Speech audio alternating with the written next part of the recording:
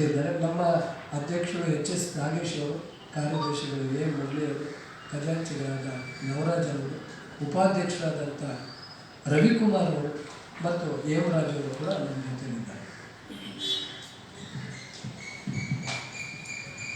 ನಮಸ್ಕಾರ. ನನ್ನ ಹೆಸರು ಯೋಗೀಶ್ ಆಚಾರ್ಯ.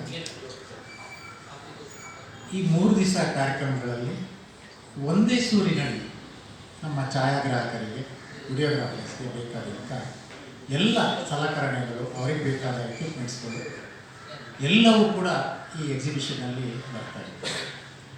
ದೊಡ್ಡ ದೊಡ್ಡ ಕಂಪ್ನಿಗಳ ಸ್ಟಾಲ್ ಕೂಡ ಇದರಲ್ಲಿ ಭಾಗವಹಿಸ್ತಾ ಇದ್ದೇವೆ. ಮುಖ್ಯವಾಗಿ ವರ್ಕ್ಶಾಪ್ಗಳನ್ನ ಕಂಡಕ್ಟ್ ಮಾಡ್ತಾ ಇದ್ದೇವೆ.